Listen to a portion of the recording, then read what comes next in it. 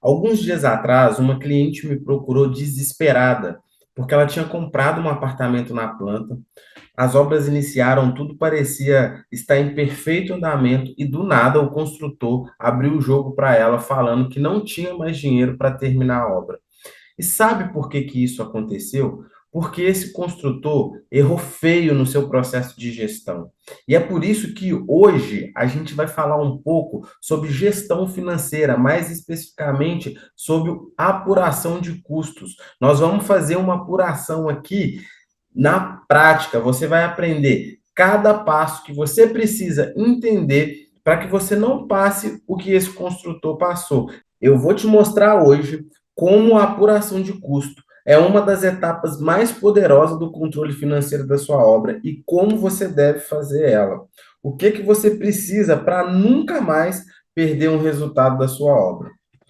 Muitos acreditam que basta ter um orçamento inicial, uma planilha de preço, só que a obra não acontece no Excel.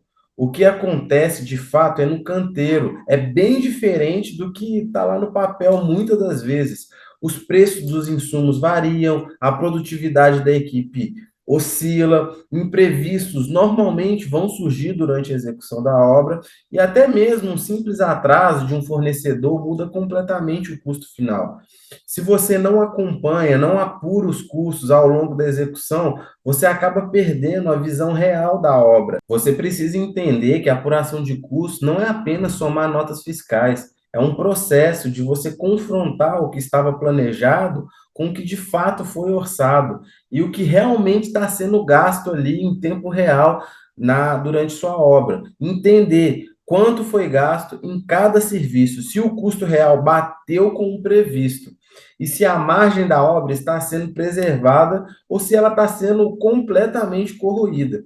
Você precisa entender se você está andando dentro do que você planejou e dentro do que você orçou inicialmente. Eu vou te passar aqui 5 passos para que você entenda como fazer uma apuração de custos efetiva e depois eu vou te mostrar na prática, no final do vídeo, uma obra, eu fazendo o fechamento junto com você para você entender na prática o que eu estou te explicando e te ensinando aqui hoje. Então vamos lá. Primeiro passo, toda vez que você vai fazer um controle financeiro, uma apuração de custo na obra, é essencial que você crie o que a gente chama hoje de centro de custo. O que é centro de custos, Douglas?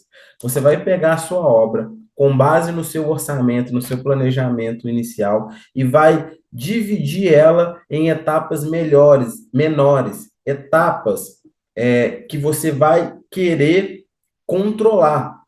Então, normalmente a gente faz essa divisão nas principais etapas da obra. Exemplo: mobilização, terraplenagem, fundação, estrutura, pintura, acabamento e por aí vai. Então, toda etapa macro que você quer entender o custo e apurar, você vai dividir a sua obra e normalmente a gente já faz isso durante a elaboração do planejamento e do orçamento e a gente traz esse centro de custos em partes menores para quando a gente vai fazer o controle.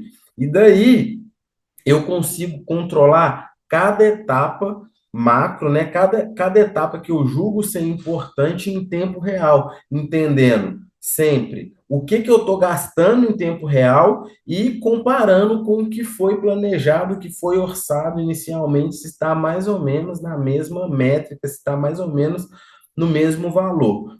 Dessa forma, eu consigo entender se a obra está tendo desvios. Segundo passo para uma apuração de custo eficiente, você precisa registrar toda entrada e saída de gastos da sua obra em tempo real. Quais entradas e saídas eu vou registrar, Douglas? Tudo, até um prego que entrar na sua obra precisa ser lançado no centro de custo que ele vai ser utilizado. Então vamos lá, iniciamos nossa obra, estamos na terraplenagem. Contratei o meu empreiteiro de terraplenagem.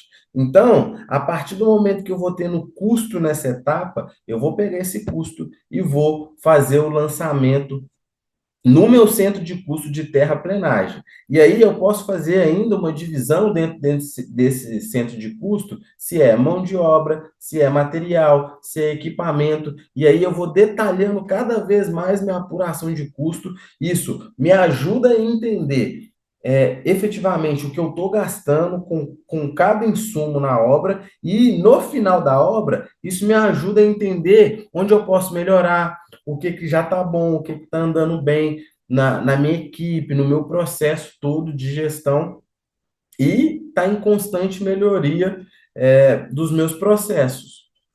Próximo passo. Então, se eu tenho um planejamento inicial, um orçamento inicial, estou fazendo minha apuração de custos com base no meu centro de custos, fazendo todo o registro, eu tenho que estar em constante comparação do planejado, do orçado inicialmente, com o que está sendo gasto em tempo real, de fato, na minha obra. Então, as minhas apurações de custo nada mais são do que um, um ponto de comparação do real com o previsto. Eu pego o que foi orçado inicialmente, pego o que eu estou apurando de custo, comparo esses dois, e aí eu consigo entender se minha obra está andando dentro daquilo que foi esperado, se os resultados que eu coloquei como metas iniciais vão ser de fato alcançados. Dessa forma, a gente entra no quarto passo. Se não está sendo alcançado, eu consigo identificar, porque eu estou controlando, eu estou vendo o que está acontecendo em tempo real, eu estou vendo em cada fase da minha obra, em cada centro de custo, o que eu estou estourando, o que eu não estou estourando, o que eu preciso melhorar, o que eu preciso gastar menos, e isso me mostra muito rápido. Então, se eu encontro um desvio muito rápido, eu tomo um plano de ação para que a minha obra volte ao planejamento inicial e, no final dela, eu tenho um resultado esperado ou até melhor do que o resultado esperado. E é justamente este quinto passo que é a correção, o plano de ação dentro do desvio que vai acontecer, porque vai acontecer. Toda obra tem, um centro de custo ou outro, você acaba estourando e você consegue fazer esse plano de ação e reestruturar a sua obra para que nos próximos você consiga alinhar o seu custo e aí, no final, você ter o seu resultado. Bom, falei para vocês os passos, agora eu vou te mostrar na prática de tudo isso que eu estou falando aqui. Primeiro eu vou te explicar um contrato, tá? Esse contrato que eu vou te explicar, eu peguei um contrato pequeno aqui da empresa para ser mais fácil o entendimento, mas é um contrato de uma reforma de uma creche, contrato de R$ 60.000. Aqui a gente tinha, só para vocês entenderem, esse lado aqui é todo o meu contrato inicial que eu tinha para ser executado. Embaixo aqui eu executei algumas atividades fora do escopo, mas eu não vou entrar muito nesses méritos. Então, o que eu tinha nessa reforma? Eu tinha pintura, troca de porta, troca de janela, elaboração de projeto estrutural, fornecimento e instalação de coife, por aí vai. Todo esse escopo aqui, toda essa lista aqui eu tinha que executar inicialmente no meu contrato e acabou durante a obra aparecendo outras coisas que entraram como aditivo desse contrato. Beleza. Ao longo da obra, eu fui fazendo a minha apuração de custo, que foi o que eu acabei de ensinar para vocês aqui. Essa aqui é a minha planilha. Por ser uma obra pequena, eu fiz apenas uma planilha porque era uma reforma de tiro curto. Mas se você está numa obra grande, uma obra que vai perdurar aí por 8, 10 meses, eu te aconselho a fazer essa apuração mensalmente. Então você vai ter a sua apuração mensalmente dividida por centros de custos. Nessa obra aqui, eu só criei 3 centros de custos, né? Que seria, desculpa, na verdade eu criei 7 centros de custos: material, equipamento, mão de obra. Eu não dividi ela em etapas, né? Eu poderia ter pego esse contrato aqui e ter feito o contrato, ter criado 22 centros de custo, mas eu preferi, por ser uma obra menor, ter simplificado essa parte para que facilitasse o controle.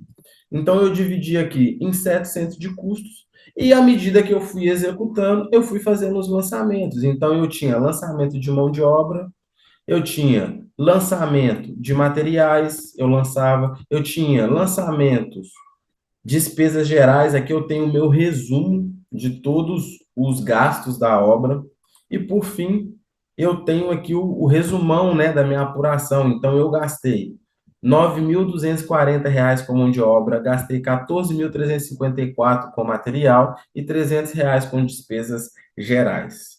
E aí, quando eu venho apurar o meu custo da minha obra para entender se essa obra de fato gerou lucro, se ela não gerou lucro, se ela deu resultado, eu consigo entender isso aqui mais profundamente, fazendo a análise geral. Então, o que que a gente teve de faturamento, né? Ou seja, receita dessa obra? A gente teve os 60 mil de contrato inicialmente.